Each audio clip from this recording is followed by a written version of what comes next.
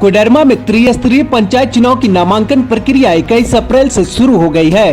कोडरमा में 2 चरणों में चुनाव संपन्न होना है।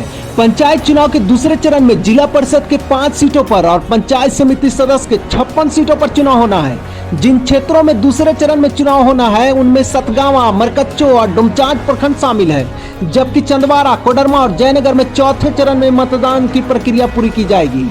दूसरे चरण के तहत सतगावा, मरकच्चो और डुमचांच में कुल 49 मुखिया पद के लिए चुनाव कराया जाएगा।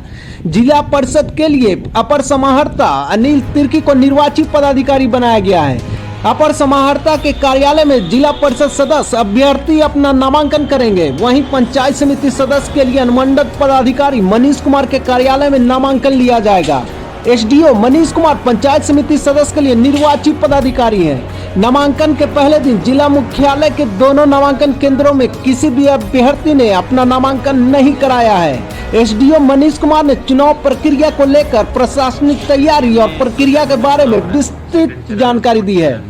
दूसरे चरण का कल प्रपत्र 5 प्रकाशित किया गया। उपायुक्त महोदय के हस्ताक्षर से उसे सब जगह प्रकाशित करके चिपकाया गया, जिसमें 20 तारीख को प्रपत्र 5 के प्रकाशन होने के बाद मतदान की प्रक्रिया, जो पूरा इलेक्शन की प्रक्रिया है वो चालू हो गई। जितने भी यहाँ अभ्यर्थी हैं, आज अभी तक 65 अभ्यर्थियों ने हमारे अनुमंडल से लिया है पंचायत समिति के लिए फॉर्म उन्होंने लिया है, और इसमें 27 तारीख तक वो ले सकते हैं 3 बजे तक। इनके लिए बेसिक गाइडलाइंस की जो भी रिक्वायरमेंट है, जैसे प्रस्तावक या उनके साथ अगर कोई एक और आ रहे हैं, 3 लोग आ सकते हैं मैक्सिमम 100 मीटर की परिधि में।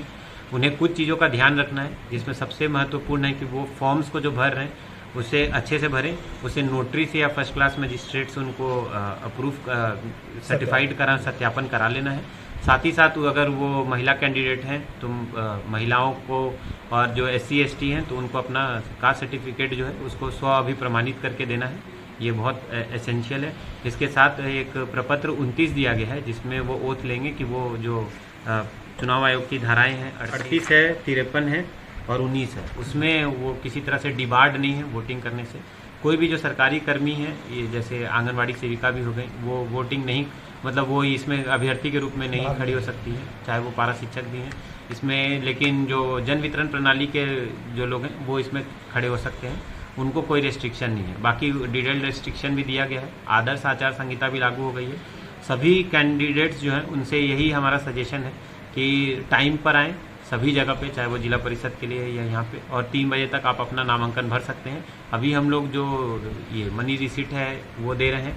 आप अपना फॉर्म्स को अच्छे से ले जाएं, उसको अच्छे से डिटेल में भरें।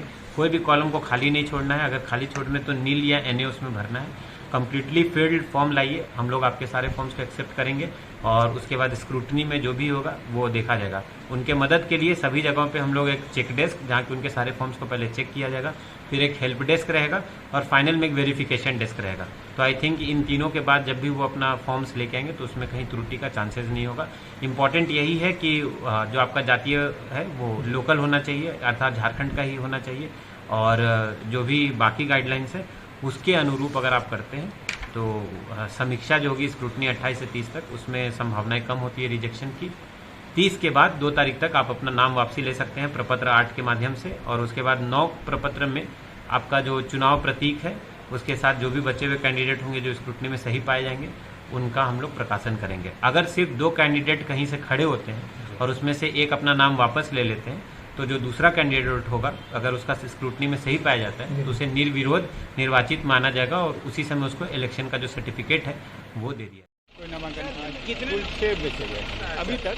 रसीद गड्ढा और नामांकन पत्र भी मिल गया सर। जो खड़ा होंगे उनको बिना रसीद के कल तो बोला जाए सब मिल रहा है। तो आज एक भी नामांकन नहीं सर? नहीं, आज नहीं। क्या लगता है? पता नहीं यार, वो लोग क्या कर रहे हैं। तो कल होने की संभावना है? पूरा संभावना है। आज लिया है तो कल जरूर करेगा। कल करेगा। क्या व्यवस्था है सर आपके यहाँ नामांकन को लेके? सारा व्यवस्था है, आके देख लीजिए। अभ्यर्थियों के लिए ना तो सर पेयजल की व्यवस्था है, न बैरिकेडिंग है, कुछ भी नहीं है सर यहाँ पे। बैरिकेडिंग वहाँ लगा हुआ है, घेरा लगा हुआ है, पानी का मेरा चेम्बर व्यवस्था है।